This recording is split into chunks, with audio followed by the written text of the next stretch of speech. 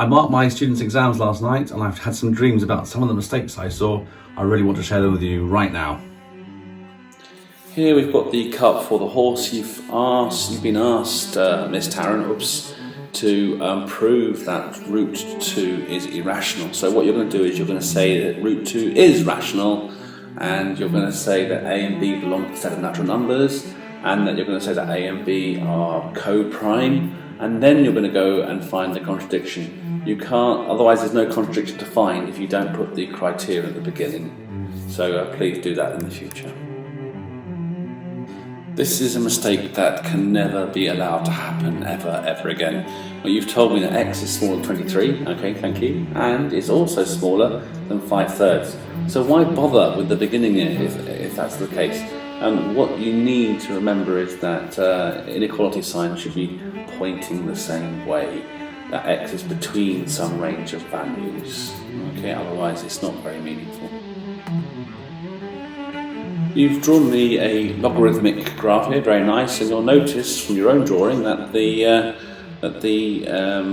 values between 0 and 1 of the range is tending towards negative infinity. In fact, this graph goes from negative infinity to positive infinity. In fact, it belongs, the range is the set of all real numbers, and yet you've told me it starts from 0, which is not what you drew, so this is a little bit peculiar. Right, Mr. Alfie, I think you'll notice that I mark in red pen and you have written in red pen. This colour is not big enough for the both of us, I'm afraid. It's my colour, you can't use it.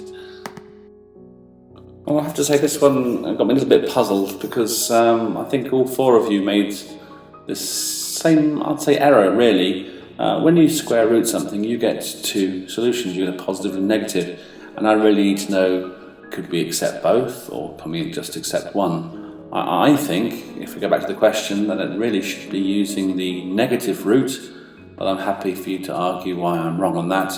But in any case, you need to make a choice, and we were told that A has to be less than 0, so I feel that I'm right. You need to get onto that. Mr. Alfie, I think you meant, I'm hoping, that you'd have to choose a value of k that is smaller than 7 to get two distinct solutions to this equation. I've sort of drawn you a little picture to try and explain that. Clearly, if you choose a number bigger than 7, then you're not going to have any solutions at all. If you chose 7, you get one solution, and if you choose less than 7, you're always going to get two solutions. I hope that's evident now. Sir Edward, I think this is a bit peculiar. If you're going to sketch 2x plus 9 in modulus form, that's fine. So it's got greater than 2 or negative 2, hasn't it? And the other line that you're comparing it is with the linear equation 14 minus x, which has got a gradient of minus 1. Surely minus 1 is a much shallower gradient than 2 or minus 2. So your diagram suggests there's only one solution, which we know is not the case. Now, I don't know what's going on during the exam, but it looks like Mr. Riley, got very excited and started writing comments like yippee, or I think there might be yippee, I'm not sure, so bless. So you got my little bless symbol there, well done, old chap. I'm glad that you got the right answer, yes, well done.